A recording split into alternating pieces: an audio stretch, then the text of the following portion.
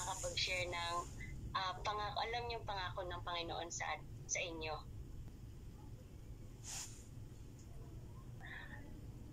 Sige po, may narinig ako nag-unmute. Sige po, Tita Rose. Isa sa mga pangako ng Panginoon na pinahawakan ko, yung sinasabi niya na hindi niya ako pababayaan at hindi niya ako iiwan. Kaya pag may problema ako, yung pinahawakan kong verse. And di ba, dun sa sinabing pangako na sinabi ni Tita Rose sa pangako ng Panginoon na sinabi na hindi kita I will never leave you, di ba? I will never forsake you. Isang rason na yun para maging joyful tayo, di ba? Sabi pa ito is, joy is not circumstantial, it is an expression of gratitude.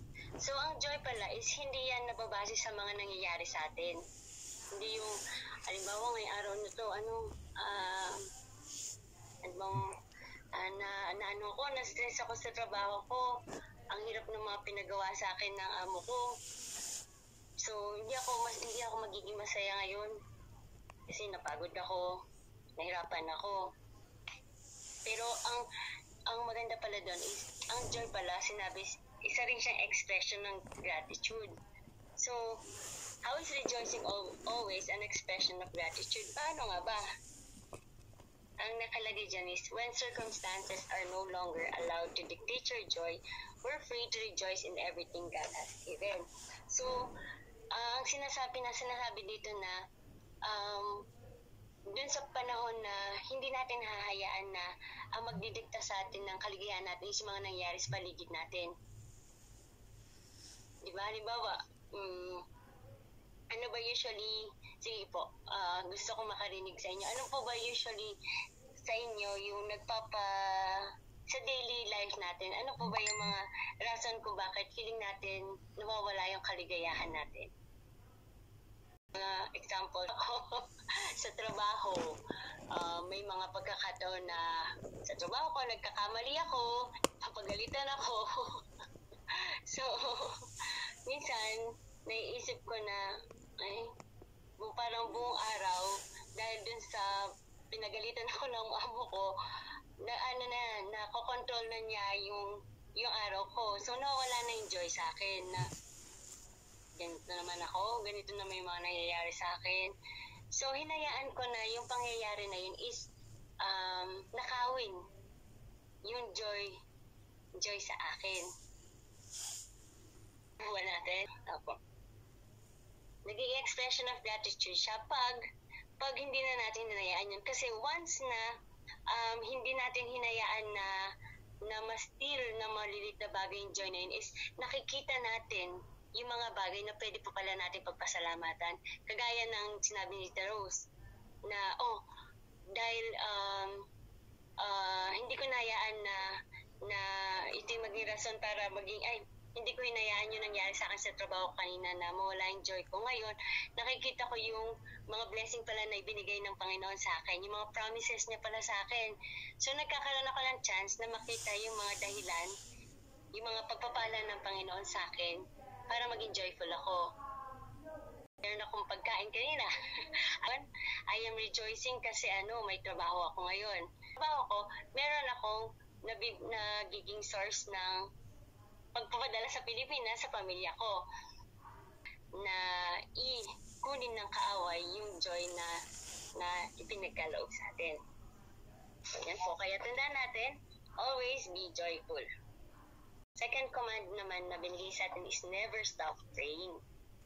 So, nilagyan niyo ko ng linya din, never stop. Ibig sabihin, hindi talaga. Iba po, ang pagpe-pray is not merely, hindi lang yan yung mga checklist ng mga kailangan ko. Halimbawa, diba? Minsan kasi, ang isipin natin, nagpe-pray lang tayo is para sabihin, Lord, kailangan ko ito, kailangan ko ito. Diba? Doon tayo minsan So, ang prayer is hindi lang pala ganin yun. Kumbaga, ang prayer is, lifeline, communication natin yan sa Panginoon. Hindi po ba? Kagaya ng, halimbawa, prayer is kagaya ng pakikipag-usap natin sa mga kamag-anak natin. Di ba minsan, gusto natin kausapin kamag-anak natin sa Pilipinas, so tatawagan natin sila through phone. So, kagaya ng phone na yan yung ang communication natin sa Panginoon is yung prayer. Diba? Tignan, yung prayer, kung tutusin, ang phone, di naman natin kailangan bayaran ng prayer, diba? Ang telepono, pag tatawag tayo sa ibang tao, babayaran pa natin yon. Prayer is libre. So, sabi ito, never stop praying. Sabi dyan, praying without ceasing is a powerful way to express gratitude to God. It is a way to continually acknowledge His goodness and faithfulness in our lives. So, yung pagpe-pray pala natin palagi, isang expression din siya ng gratitude natin. Kumbaga, yung pagiging thankful natin sa Panginoon. Kasi, di ba, when we pray, ina-acknowledge natin yung Panginoon, ina-acknowledge natin yung kabutihan niya sa buhay natin, di ba?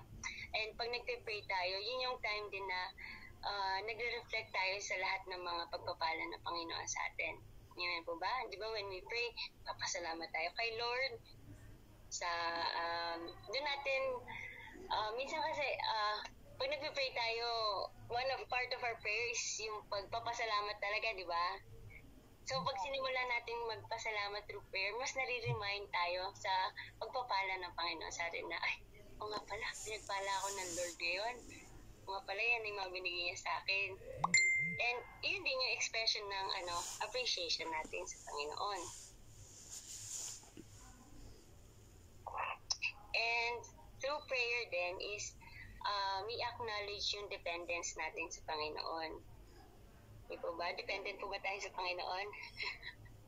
Diba? Sa araw-araw, sa oras-oras, nandun tayo nagdidepend sa Kanya. Kagaya lang ng isang bata, anak sa isang magulang, di ba? Lagi ang mga bata, lagi ang way na nakikita natin dependence niya sa mga magulang niya is by always being with them, talking, communicating to them. So, ganun din tayo, Panginoon. Turn everyday moments into prayer. It's like keeping the radio playing in the background. Keep that connection open and talk to God as you go through your day.